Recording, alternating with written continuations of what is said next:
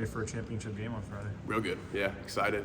Honestly, an honor to be able to play, get an extra game this year, and there's only 18 teams in the country that get to experience this kind of thing, so we're obviously really honored and fired up to go cut it loose. What did you learn about playing the game last year? What do you think will help you this year? Yeah, I think it gets you ready for sure. You get a good experience, especially playing on the blue, the fans, the atmosphere. It's really good. Yeah, I mean, just finding a way not to try to be a hero and just do your job, be your 111th, and come together as a team.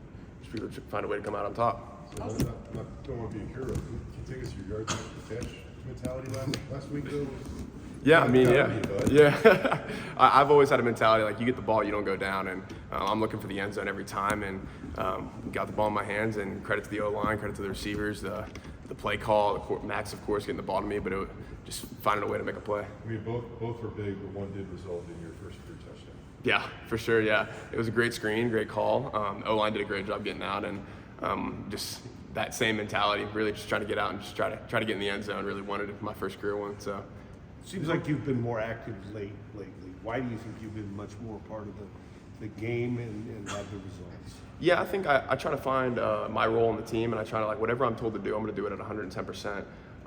And honestly, just credit to Potter, just getting me involved in just executing the play, at all 11 guys executing the play. Matter of fact, just trying to find that way to contribute to the team no matter what the role is, and I think that just came with the ball in my hands. Matt, you play such a role in this team where you probably led block on a lot of guys scoring touchdowns, but what did it mean for you to be the guy scoring the touchdown? It was an honor. I mean, it's great to be able to try to finally make a play, get the ball in my hands, and yeah, I mean, I always tell myself like it feels just as good when you're making that block and seeing Sire, one of the running backs, Dylan, just cutting off your back and getting into the end zone as it did get into the end zone for the first time. Obviously, a little bit more special being at the first time, but yeah, it was an honor. Coach Potter was saying yesterday, that touchdown run kind of reminded him of some of the plays he watched you when he was recruiting you in high school. Have you always kind of been a guy who likes to carry people behind you? Yeah. I mean, I've just grown up with that mindset. If you get the ball, you're never going down, and that comes with the run after the catch ability, breaking tackles, and I mean, yeah, I loved doing that kind of thing in high school, and it was fun to cut it loose on last Friday.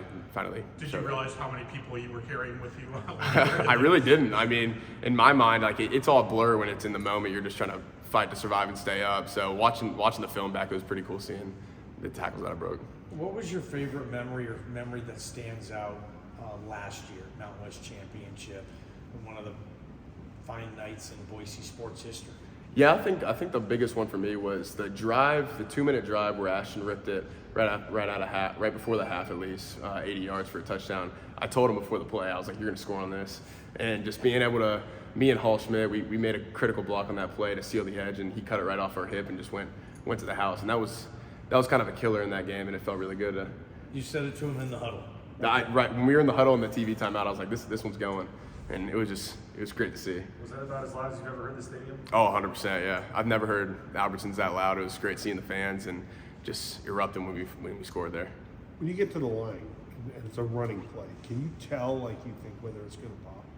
You can kind of get that feel, seeing the look that you're getting, and you got a job, and for me, more than ever, like there's a lot of stuff going on. So when I see my job, and if my job looks like it's set up to be pretty successful, I get excited, and I just see if it's gonna pop. When you came in here, I don't know if UNLV was necessarily one of the biggest rivalries of this program, but over the last few years, really, you guys have had five matchups. How's that rivalry grown? Yeah, they're a great team. I mean, it's fun playing them. It's always physical. It's always gritty, and they're just really excited to finally get another one with them on the blue. And excited to go cut it loose this Friday with them. What was your reaction when you found out that you guys were going to get another game here? Pretty ironic. I mean, you see all the computer metrics, all that stuff goes, and just seeing that it ends up being us in the UNLV again, it was pretty fun to see. How'd you guys find out? I know it was on social media and stuff. Did you guys find out earlier, get a text from coach, or how'd you guys find out? Yeah, I found out on Instagram. I was waking up at 8:30 in the morning, just refreshing my page, trying to find some info on like how I was trying to be like that guy, like trying to look at the rankings, trying to see the averages. But I found out when Boise posted in the morning, and that was exciting to see. I feel like tight ends are always open in the offense. I say it all the time. I play tight end myself.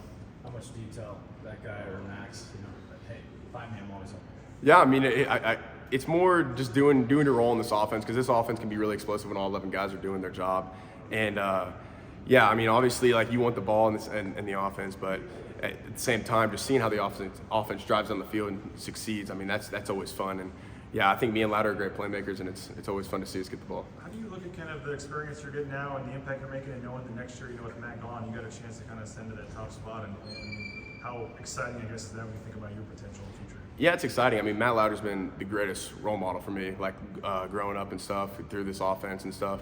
And honestly, just right now, I'm trying to live in the moment, just trying to finish the season strong, get a win on the Blue this Friday, and just enjoy my last couple of games with Matt, because when it's over, it's over, and there's only so many more I can have with this team and these seniors. What can you share about how he's kind of been that role model, like more of the details? Yeah, off the field, on the field. I mean, he gives me so many pointers, so much advice when it comes to certain looks and like stuff you can do to help the play on certain roles. I mean, he's always in my ear giving me good stuff to grow off of, and it's just been super beneficial towards my development.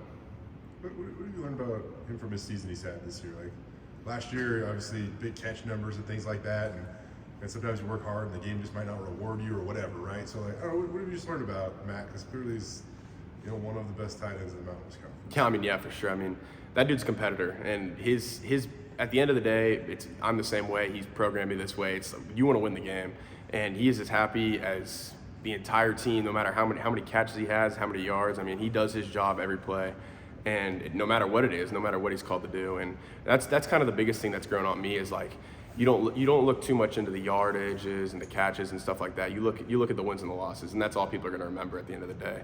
And so he's done a really good job of handling that and just going out, cutting it loose. And I mean, that dude, you should see some of the blocks on some of the plays. Like he doesn't get much credit for him, but he's balling out this year.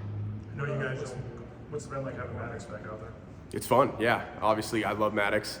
Good to see him back, healthy, full, ready to go. I mean, I'm ready to cut it loose on Friday. It's been a roller coaster of a season from Fresno State to San Diego State, and you guys are obviously playing for a championship this weekend. So, what does it say just about the locker room to just always stay in the fight and never give up? I mean, yeah. I mean, Coach D hits it on the head every week. I mean, we're solution finders. So, I mean, after that San Diego State game, I mean, it was looking bleak, to be honest, but we rallied together, and there was no doubt in the locker room, no split, no divide, and we were ready to just cut it loose for the last final games.